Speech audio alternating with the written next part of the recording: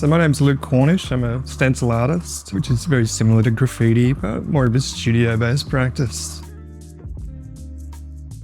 I'd always been creating art since I was a young child, but I didn't start seriously making art until my early 20s, where I just happened to make a stencil one day and just, oh, this is great, and just really got into it. When I was 22, I started doing landscape architecture at university, and I was doing this plan and I had to paint a blue sky, and I just cut a piece of paper and spray painted the sky on and just took it off, and I was like, wow, that's really cool. I'm going to do more of this when I get home. And I was just instantly hooked on this medium. I don't know if it's a drive or a mental illness. It's more of like an obsessive compulsive disorder, I think. Like, my attention span for pretty much everything is pretty low, but it's this one thing that I just have this hyper focus on. It's really strange that I can spend 80 hours a week focused on this one painting. And it just kind of got to a point where I was making enough money off my painting that I didn't have to go to work anymore. Going from being a poverty-stricken young artist to being able to afford to live where I want to live and do what I want to do. It genuinely is the dream. I describe my art as photorealistic stencil work, which is sort of stencils similar to Banksy single-layered street stencils, but incorporating multiple stencils and multiple colours to give more of a photorealistic finish to the work. The Churchill Fellowship, that was a game changer personally in terms of the experience I got.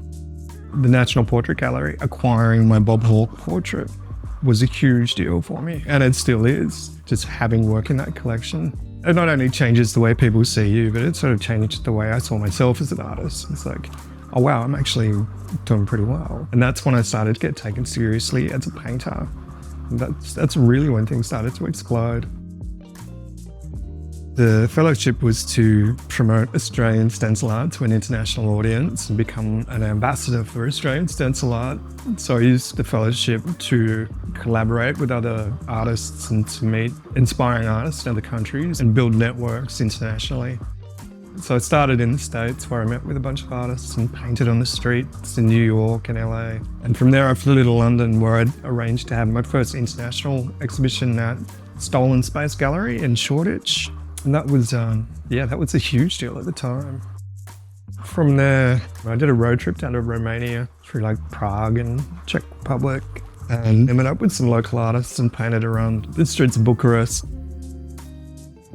Having that sort of experience, that dichotomy between, New York and Bucharest, these polar opposites in economic prosperity, but realizing that the scenes in both cities were equally as vibrant.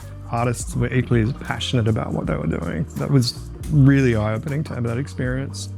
The one thing that really impressed me about the States was how supportive the artists are of each other. Like, it's that American notion of celebrating success and wanting to collaborate. We don't really share that in Australia. There's a very kind of crab mentality. What do they call it? The tall poppy syndrome in Australia.